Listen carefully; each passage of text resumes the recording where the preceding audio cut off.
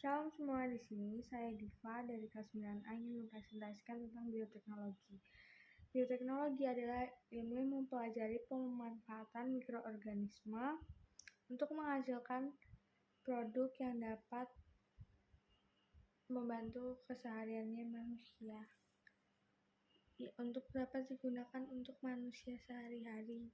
Nah, perbedaan bioteknologi konvensional dan bioteknologi modern adalah bioteknologi konvensional adalah jenis bioteknologi yang memanfaatkan mikroorganisme secara langsung untuk menghasilkan suatu produk dengan alat yang sederhana melalui teknik fermentasi. Bioteknologi modern jenis bioteknologi yang memanfaatkan mikroorganisme yang sudah direkayasa atau dimanipulasi DNA untuk menghasilkan produk yang diinginkan dan menggunakan teknik rekayasa genetika. Nah, contoh dari bioteknologi konvensional adalah tapai, bahan dasar singkong atau ketan. Dia memanfaatkan jamur dan bakteri. Aspergillus sp itu menjadi karbohidrat dan memicu menjadi glukosa, itu yang menghasilkan rasa manis.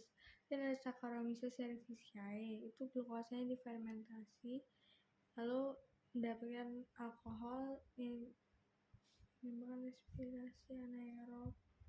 Terus contoh dari bioteknologi modern itu cloning domba.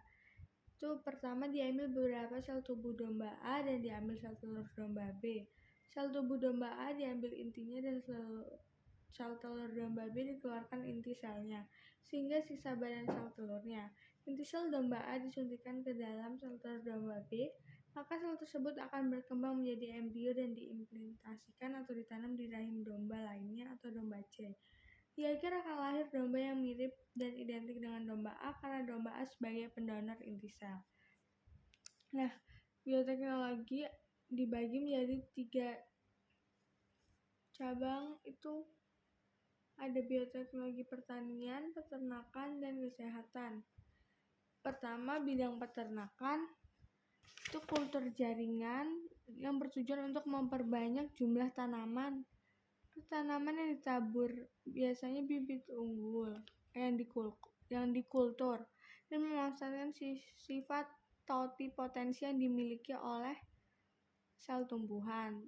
Totipotensi adalah kemampuan setiap sel tumbuhan untuk menjadi individu yang sempurna. Contoh lainnya hidroponik atau cara bercocok tanam menggunakan media air.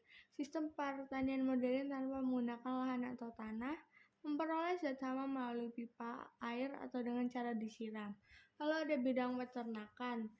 Berkembangnya hewan transgenik melalui teknik rekayasa genetika digunakan untuk berbagai keperluan dalam bidang peternakan, misalnya meningkatkan produksi susu. Contoh lainnya cloning hewan dan transfer embrio. Lalu ada bidang kesehatan. Bioteknologi banyak diaplikasikan dalam bidang kesehatan atau bidang medis, misalnya pembuatan antibiotik, insulin sintesis, dan vaksin. Dampak positif dan negatif penerapan bioteknologi. Yang positif pertama, dapat menaikkan sifat resistensi tanaman terhadap hama serta penyakit di tumbuhan. Membantu mengatasi persoalan kesehatan dengan mengedit obat-obat untuk memberantas penyakit secara lebih mudah. Membantu